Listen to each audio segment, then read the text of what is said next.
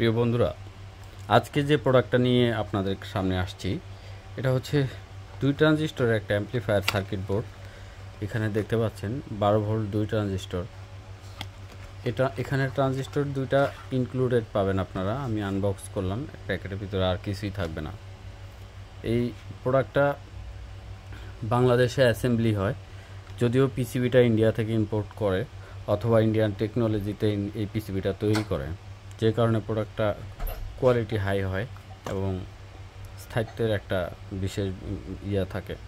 যা হোক, এখন আপনাদেরকে প্রোডাক্ট পরিচিতি আমি দেখাচ্ছি।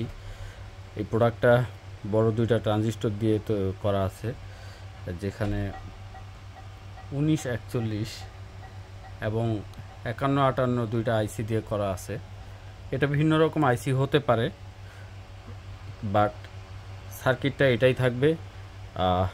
এটার 2টা ভেরিয়েন্ট হয়, মাঝে মধ্যে লাল হয় এবং মাঝে মধ্যে এই বোর্ডটা লাল কালারের হয়ে থাকে অথবা মাঝে মধ্যে এই সেম কালারটাই হয়ে থাকে। বাট প্রোডাক্ট একই, মানে আপনারা অর্ডার করলে লাল অথবা এটা যেটাই হোক যে কোনো একটা পাবেন। এটা আপনারা নির্দিষ্ট কোনো প্রোডাক্ট পাবেন না, এটা যে কোনো একটা পেয়ে যাবেন। তো যা হোক, বিষয় হচ্ছে এই প্রোডাক্টটা আপনারা 12 থেকে 24 ভোল্ট দিয়ে চালাইতে হবে। সর্বোচ্চ 24 দিয়ে ইউজ করতে পারবেন, এর বেশি ভোল্টেজ এখানে ইন করতে পারবেন না। কারণ এখানে যে ক্যাপাসিটরগুলো আছে এগুলা ভোল্টেজ লিমিটেড দেওয়া আছে, যদিও ক্যাপাসিটর 120 ভোল্টের দেওয়া আছে। আপনারা সর্বোচ্চ 24 ভোল্ট দিতে হবে। আর এটাতে অবশ্যই হিটসিন ব্যবহার করবেন, ভুল করেও হিটসিন ছাড়া এটা চালাতে যাবেন না। যদি হিটসিন ছাড়া চালান, আমি যদিও জানি আপনারা যারা এখন এই ভিডিওটা দেখতেছেন তারা সবাই টেকনিক্যাল পারসন, মেবি আমার ধারণা যতটুকু, কারণ এগুলো টেকনিক্যাল পারসন যারা তারাই খুবই লাভ করে এই প্রোডাক্টগুলো। তাদের পছন্দের একটা জিনিস, তাদের ইন্টারেস্টের একটা বিষয়, তাদের ভালো লাগার একটা বিষয়।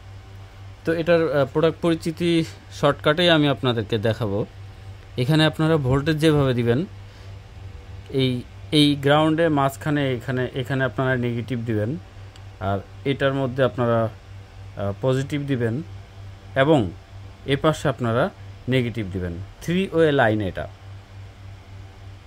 আশা করি বুঝতে পারছেন। এ পাশে দিবেন নেগেটিভ, এ পাশে দিবেন পজিটিভ, আর ঠিক মিডিলে দিবেন আপনারা, এখানে ঝালাই করে নেবেন, এখানে আর্থিং অর্থাৎ গ্রাউন্ড ব্যবহার করবেন। ওকে, ফাইন।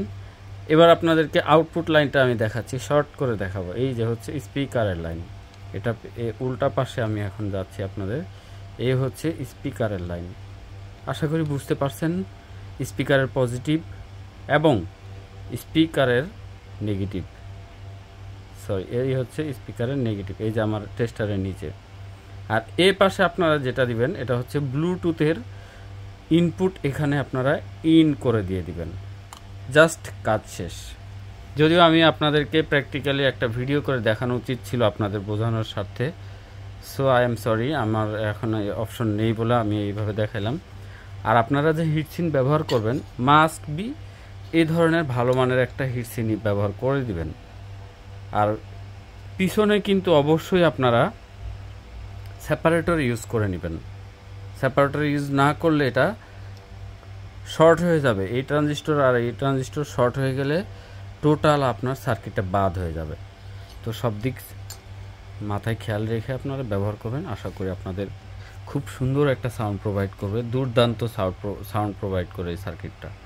আপনাদেরকে অসংখ্য ধন্যবাদ আমার এই ভিডিওটা দেখার জন্য।